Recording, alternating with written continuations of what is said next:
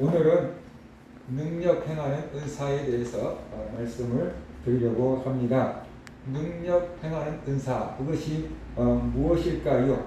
능력을 다른 말로 한다면 기적을 행하는 이 능력, 이렇게 표현할 수 있을 것 같습니다. 그래서 기적을 행하는 은사, 이렇게 말해도 통하지 않을까 싶습니다. 기적이라는 것은 초자연적인 일을 가리키고 있는 거죠. 그냥 사람들이 할 수 있는 일이나 자연적으로 일어날 수 있는 일이 아닌 초자연적인 일을 행하는 능력, 그것을 이 능력 행하는 은사다라고 이렇게 말해 볼 수가 있습니다. 그래서 우리가 능력 행하면 구약의 선지자들 중에서 모세 생각해 볼 수 있고 엘리야를 생각해 볼 수가 있잖아요. 능력의 선지자 모세, 엘리야 뭐 이렇게 우리가 알 수 있잖아요.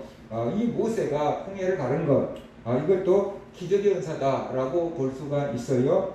홍해를 가른 일 자체가 초자연적인 일이다. 뭐 강으로서 강이 마른 게 아니니까, 이 흐르고 있는 강을 멈추게 한 것이니까 이것도 초자연적인 일이다. 뭐 댐을 막은 것도 아니잖아요. 그래서 바로 이것이 기적을 행하는 은사다라고 볼 수 있어요. 이스라엘 백성들이 애굽에서 나와서 가나안 땅을 향해서 출발하게 되지요. 그때 이스라엘 백성들을 내보냈던 애굽 왕 바로의 마음이 바뀌었어요. 저 이스라엘 사람들이 나가면 누가 힘든 일을 다 해주느냐? 애굽 경제가 올스톱된다. 그 사람들을 다시 잡아와서 노예로 불어먹어야지 애굽이 부강한 나라가 될 수 있다. 그래서 바로 왕이 애굽에 있는 모든 군사들을 동원해가지고 이스라엘 백성들을 잡으러 추격하잖아요. 이스라엘 백성들이 뒤를 돌아보니까 바로 왕이 어마어마한 이렇게 막 이 무리들과 군인들을 데리고 자기들을 추격하는 거예요.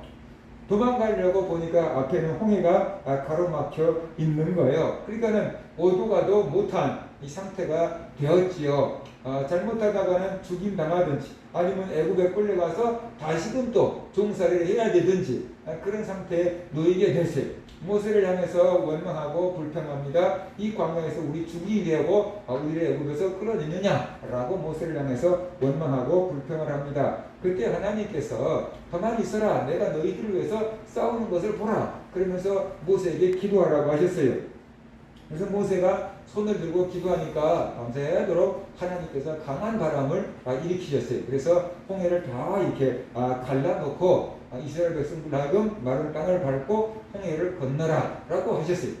그래서 이스라엘 백성들은 홍해가 다 이렇게 물이 이제 갈라지니까 마른 땅이 드러나니까 그곳을 밟고 홍해를 건너갔지요. 뒤쫓아오던 애국 군사들도 보니까 홍해가 갈라졌고 이스라엘 백성들이 홍해 가운데로 통과하고 있는 거예요. 그러니까 이스라엘 백성들 가는데 우리도 왜 못 가? 그리고 이스라엘 백성들을 뒤따라서 추격해 오지요. 이스라엘 백성들이 홍해를 다 건넜을 때 모세가 다시 손을 들고 기도합니다. 그랬더니 멈춰 있었던 이 홍해가 다시금 합쳐졌어요. 물이 다시금 흘렀어요. 그러다가 이렇게 막아놨던 댐이 갑자기 터져버린 것처럼 엄청난 물이 터져 나오니까 애굽에 있는 군사들은 다 물에 빠져서 수상되고 말았다. 그래서 더 이상 애굽 군사들이 이스라엘 백성들을 추격할 수가 없었다라고 성경은 말하고 있습니다. 이것이 바로 기적을 행하는 은사다라고 말할 수 있어요. 보통 사람들이 뭐 홍해를 마른다고 한다고 하면 그냥 댐을 막든지 어쨌든지 뭔가 수를 써야 되는데 하나님은 그렇지 않냐고 밤새도록 바람을 불어서 홍해를 막았고, 또 이스라엘 백성들만 건넌 게 아니 건넜고 애국 군사들은 건너지 못하고 다 홍해에서 수장된 것을 볼 때 이것은 하나님이 행하신 기적이다라고 볼 수가 있는 것. 하나님이 모세를 통해서 기적을 행하신 것입니다. 이것이 바로 기적의 은사다라고 볼 수 있어요. 또 엘리야를 볼 수 있잖아요. 엘리야가 이 이스라엘 왕, 이 애굽 이스라엘 왕이 아합이 늘 바알신을 섬기고 아세라를 섬기고 하나님을 배신한단 말입니다. 하나님이 돌아오라 해도 돌아오지 않는단 말입니다. 이 바알이 자기들에게 복을 줄 줄로 생각하고 바알을 섬기면 농사가 잘 될 줄 알고 바알을 섬기면 바알이 비를 내려주는 걸로 알고 있어요. 그러니까는 엘리야가 바알 왕에 가가지고 아합 왕에게 가가지고 말하지요.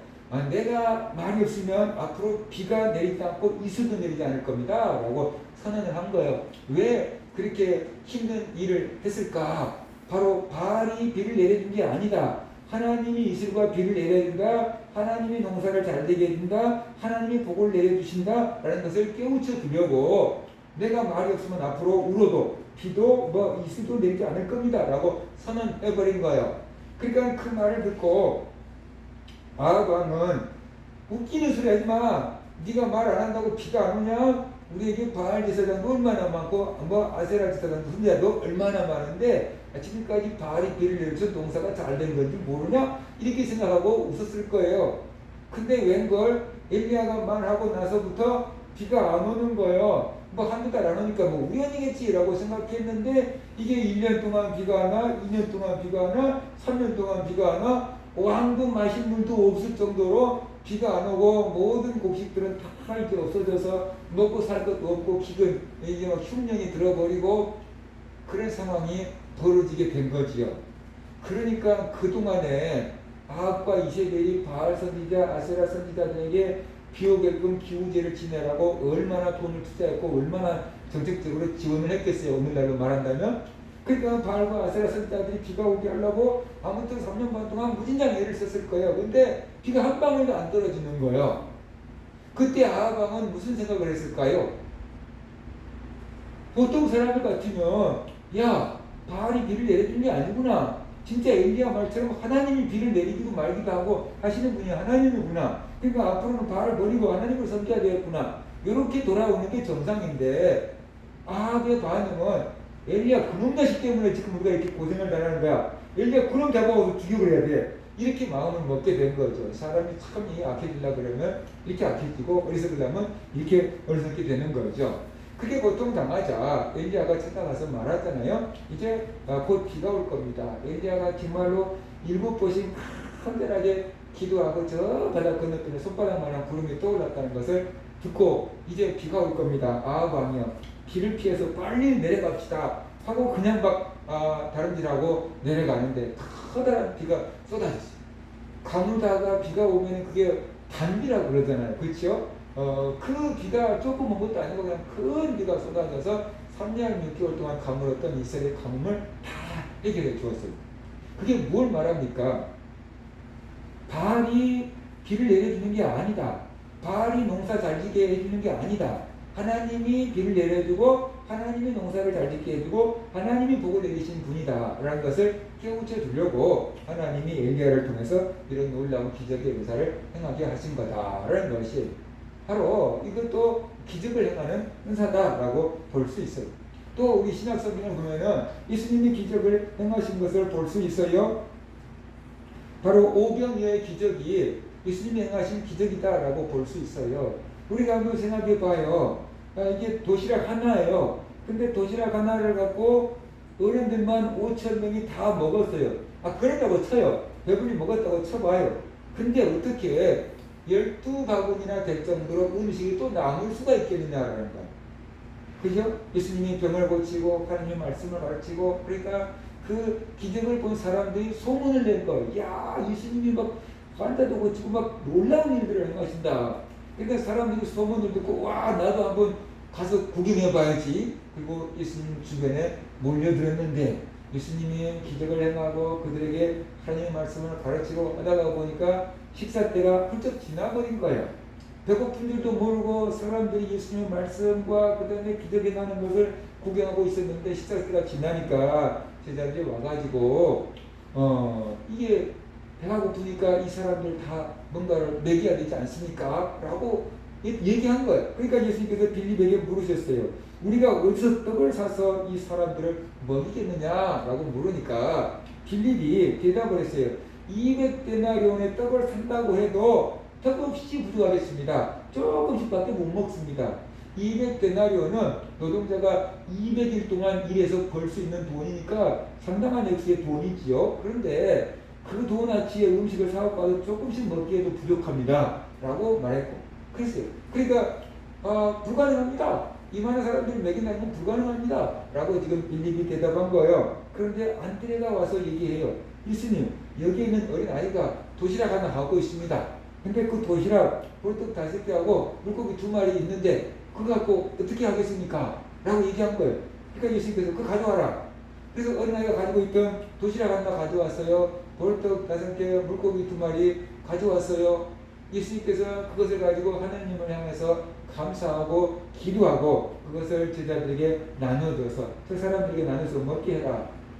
그랬더니 제자들이 열심히 예수님 손에서 나온 음식을 받아 날리고 사람들은 그것을 받아 먹고 그랬는데 나중에 보니까 남자 어른들만 5,000명이나 됐고 여자들도 있었고 애기들도 있었어요. 분명히 애기가 도시락 가져왔다 그랬잖아요. 근데 여자들도 있었고 그 애기들도 있었으니까 좋게 10,000명은 넘는 사람들이 있었을 텐데 그 사람들이 도시락 하나를 갖고 다 나눠 먹었어요.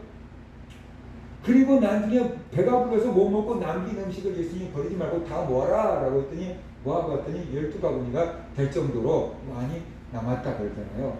이게 물리학의 법칙으로 보면 있을 수가 없는 거잖아요. 이걸 떼어서 다 먹었는데 어떻게 조금 남았다고 해도 그럴까 말까 한 건데 이 원래 있었던 것보다 더 많이 남아있다고 하니까 이건 기적 아니냐 그 말이죠. 이게 자연적인 법칙으로는 맞지 않는 거예요. 내가 밥을 먹었는데 계속 밥그릇에서 밥이 계속 막 생겨나는 것 같은 이건 기적인 것이지 먹으면 없어져야 되는 거잖아요. 이게 자연 법칙이잖아요. 그런데 생겨날 뿐만 아니라 더 많이 생겨나 버렸으니까 이건 초자연적인 것이죠. 그래서 바로 이런 것들이 기적을 행하는 일이다. 기적을 행하는 은사다. 뭐 능력 행하는 은사다라고 이렇게 볼 수가 있어요.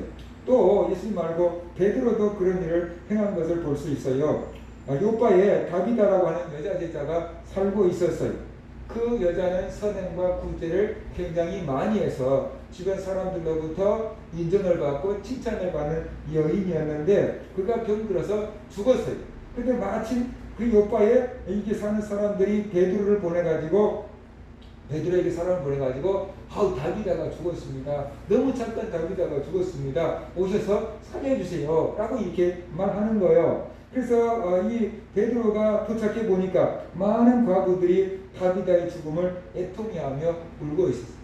내가 살았을 때 저 다비다한테 이런 사랑을 받았는데 그러면서 막 이렇게 좋은 사람이 죽으면 안 되는데 그리고 울고 있는 거예요. 그래서 베드로가 울고 있는 사람들을 다 내보냈어요. 그리고 죽은 다비다를 놔두고 무릎을 꿇고 기도합니다. 그리고 시체를 향해서 베드로가 외쳤어요. 다비다야 일어나라 라고 외쳤어요. 이게 사실 시신을 향해서 외칠 수 있다는 것은 그게 어려운 거잖아요. 불가능한 거잖아요. 그런데 베드로가 죽은 시신을 향해서 다비다야 일어나라 라고 이렇게 소리를 질렀어요. 그러자 죽었던 다비다가 눈을 뜬 거예요. 쉽게 말하면 의식이 돌아온 거죠. 그 다음에 의식만 돌아온 게 아니고 일어나서 앉았어요. 베드로를 보고 일어나서 앉았어요. 그래서 베드로는 살아난 다비다를 데리고 가서 다비다가 죽었다고 슬퍼하고 있는 사람들에게 다비다가 다시 살아났습니다. 더 이상 슬퍼하지 마세요. 라고 살아난 다비다를 보여주었어요. 다비다가 살아난 소식을 듣고 요바에 있는 많은 사람들이 예수님을 믿었다라고 성경은 말씀을 하고 있습니다. 베드로는 죽은 다비다를 살렸어요. 병든 사람을 살린 게 아니에요. 병든 사람은 의사들도 살리죠. 그렇죠? 중환병이 아니면 병들었는데 의사들이 고치기도 하고 살리기도 하고 수술대에서 살리기도 하고 그러죠. 그런데 이미 죽어버린 사람은 의사들이 뭐 어떻게 하겠어요? 그런데 베드로가 그 죽어버린 다비다를 향해서 다비다야 일어나라 라고 하니까 죽은 다비다가 눈을 뜨고 일어나 앉고 살아버렸다는 거예요. 이건 사실 초자연적인 일이잖아요. 어떤 약으로 치료한 것도 아니고 무술로 치료한 것도 아니고 그냥 믿음으로 이렇게 치료라고 하기보다는 살려낸 거잖아요. 이건 기적이라고 봐야 되는 거죠. 그래서 바로 이런 것들을 능력을 행하는 은사다라고 이렇게 볼 수가 있는 거죠. 그냥 머리가 아팠다, 배가 아팠다, 그런 사람들을 고쳐놨다고 하면 병 고친 은사다라고 할 수 있겠지만 죽은 사람을 살려냈다고 병 고친 은사보다 더 다르게 표현하는 게 나을 것 같죠. 그래서 우리가 기적을 행하는 은사, 능력을 행하는 은사, 이렇게 우리가 구분해 보는 것이 더 바람직스러울 것 같다는 생각입니다. 그 다음에 바울도 그런 일을 경험했잖아요. 바울이 로마로 호송되다가 풍랑을 만났어요.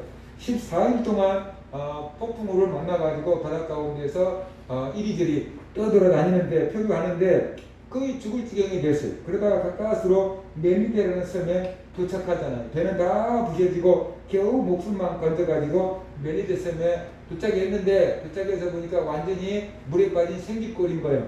그냥 몸만 물에 빠져서 작은 뭐 이렇게 널빤지 같은 것들 하나씩 붙잡고 이렇게 섬으로 건너왔으니까 완전히 비가 쏟아지는데 물에 빠진 생쥐꼴이 되었고 겨우 목숨만 건진 거예요.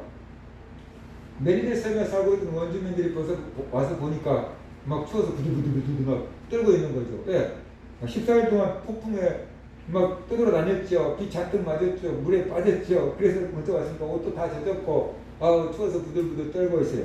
그래서 그들이 나뭇가지를 주워다가 불을 지펴 주었어요. 그래서 불을 쬐고 있는데 이 바울이 추워서 나뭇가지를 집어서 불에다가 던졌는데 그 나뭇가지 속에 숨어있던 독사가 뜨거우니까 나와가지고 바울의 손을 물어버린 거예요. 뱀도 비가 오니까 아마 나뭇가지 속에 구멍이 있는데 아마 숨어 있었던 것 같아요. 근데 불에다가 바울이 나뭇가지를 던지니까 뜨거우니까 나와서 바울을 물어버리고 손에 대롱대롱 매달려 있었던 거예요. 그 모습을 보고 메리네 사람들이 이렇게 말했어요. 원주민들이 이 짐승이 그의 손에 매달려 있음을 보고 서로 말하되 진실로 이 사람은 살인한 자로다. 바다에서는 구조를 받았으나 공의가 그를 살지 못하게 함이로다 라고 말했어요. 저 사람 바다에서는 겨우 목숨을 건졌는데 여기 와서 독사에 물려서 죽는 거 보니까 진짜 나쁜 짓을 했나 보다. 살인을 했나 보다. 그러니까 바다에서는 건져졌어도 여기서 저렇게 죽는구나. 참 나쁜 사람이었나 보다 라고 생각을 한 거예요. 그런데 바울은 태연하게 자기 손을 물고 있던 그 뱀을 그냥 불에다가 던져 넣어버리고 가만히 앉아있는 거예요. 불을 쬐고. 그러니까 메리네 사람들이 이제 좀 있으면 팅팅 부어가지고 푹 쓰러져서 죽을 거다 라고 생각하고 있었는데 바울이 멀쩡한 거예요. 아무 이상 없는 거예요. 붓지도 않고 쓰러지지도 않고 멀쩡하게 있는 것을 보고 사람들이 뭐야 저거? 분명히 독사가 물었는데 어떻게 저렇게 멀쩡해? 그래가지고 이번에는 바울을 보고 사람들이 저건 신이다 라고 말했어요. 독사에 물리고도 저렇게 멀쩡한 거 보면 저건 사람이 아니야. 저건 신이야 라고 하면서 바울을 신으로 생각을 했어요. 그리고 바울이 그 동네에 있는 원주민들을 기도해서 고쳐주자 그 피난제로 바울 일행을 대접을 해 주었습니다. 정상적인 사람이라면 독사에 물렸으면 쓰러지든지 팅팅 붓든지 병원 가야 되든지 아무튼 막 독을 빼내든지 그랬어야만 했을 거예요. 그런데 바울은 끄떡없었어요. 기적 같은 일이 일어났어요. 이것이 바로 기적 행하는 은사다라고 이렇게 볼 수 있죠. 마가복음에 보면은 믿는자에게 이런 표적이 따르니 라고 이렇게 말하면서 뱀을 집을지라도 해를 받지 않냐며 라고 이렇게 말하고 있잖아요. 근데 바울에게 그러한 일이 벌어진 거지요. 이런 것들이 바로 병을 고치는 이렇게 능력을 행하는 은사다라고 우리가 구분해 볼 수가 있을 것 같습니다. 또 달리 말하면 귀신을 쫓아내는 것도 초자연적인 일이라고 볼 수 있어요.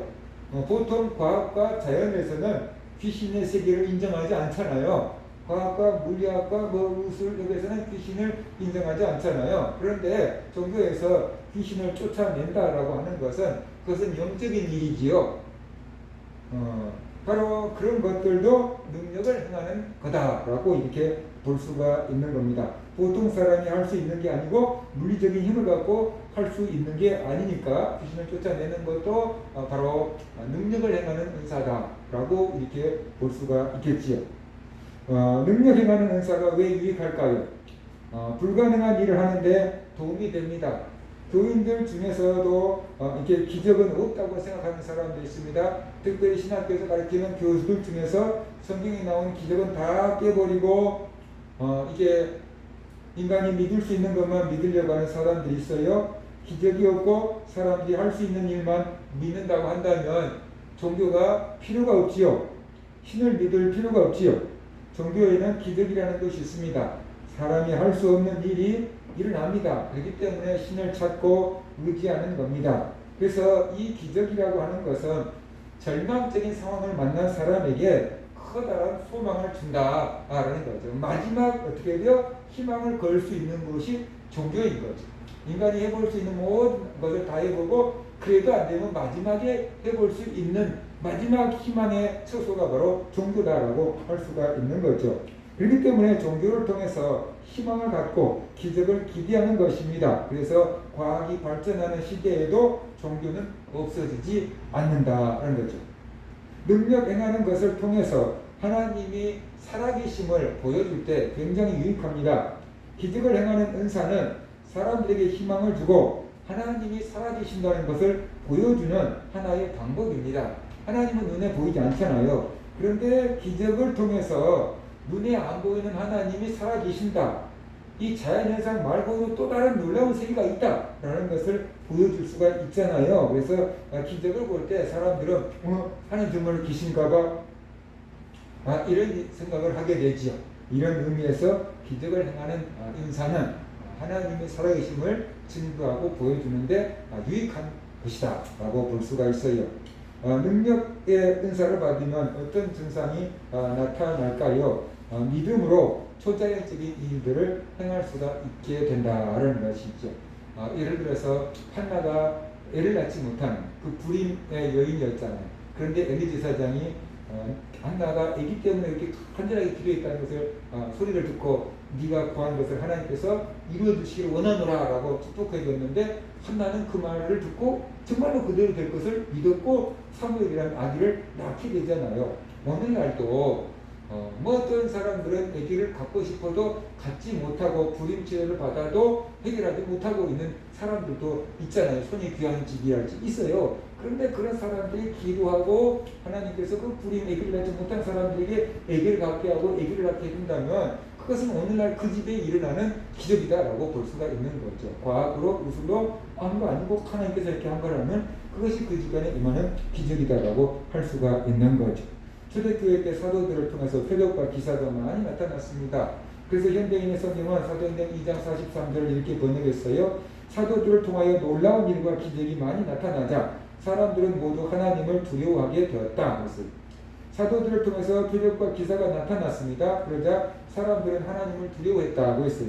여기서 하나님을 두려워했다라고 하는 것은 나쁜 의미에서 무서워서 도망치는 그런 두려움이 아니고 경외했다라는 그런 의미, 좋은 의미에서 두려움을 가졌다. 하나님을 무시하지 못하고 하나님 정말로 계시구나 라고 할 때 오는 그런 경외심을 갖게 되었다라는 것이에요. 능력 행하는 은사를 우리가 어떻게 사용해야 될까 하는 것이 자신의 능력을 드러내기 위해서 사용하면 안 된다라는 것이죠. 내 능력이 이 정도다라고 하고 보여주려고 하면 안 되는 것입니다. 그것은 시몬과 같은 마술사나 이단이나 사탄이 하는 것입니다. 예전에 어떤 교주가 바다 위를 걷는다고 했잖아요. 자기 교회 성도들 가운데 바다 위를 걷지 못한 사람은 믿음 없는 사람이다라고 막 하기도 하고 백대고 있잖아요. 그런데 그 사람 지금 교도소 가 있잖아요. 그러니까 내 막 능력을 드러내기 위해서 사용되면은 마술사 시몬 같은 사람이나 이단인 같은 사람이 돼버린다는 것이에요. 그래서 예수님은 많은 기적을 행했어요. 그렇지만 자신을 위해서는 기적을 일으킨 적이 없습니다. 40일이나 금식해서 배가 고프셨음에도 불구하고 돌로 떡을 만들어 드시지 않았습니다. 높은 곳에서 뛰어내리지도 않았습니다. 복음을 전하고 예수님이 누구신지 깨우쳐서 죽어가는 영혼들을 살리기 위할 때만 예수님은 기적을 행하셨다는 것이요. 그래서 우리가 기적을 행할 때 하나님이 살아계신다는 것을 보이기 위해서 기적을 행하고 능력을 사용해야만 된다. 복음을 전하고 죽은 영혼들을 살리기 위해서 기적의 은사가 필요하고 능력의 은사가 필요한 거다. 그러면서 우리가 알아야 됩니다. 그래서 나를 드러내기 위해서 모든 은사는 나를 드러내기 위해서 쓰면 안 되고 주님을 드러내기 위해서 쓰는 것이고 죽은 영혼을 구원하기 위해서 사용해야 합니다. 그럴 때 은사를 바로 사용하게 되는 거다라는 것이. 우리 모든 성도들 어떠한 은사를 가지고 있을지라도 나를 자랑하고 나를 드러내서 사용하지 말고 하나님을 자랑하고 하나님을 드러내고 죽은 영혼을 구원하기 위해서 교회의 덕을 세우기 위해서 은사를 사용하는 그런 성도들 되시기를 주의 이름으로 축원합니다.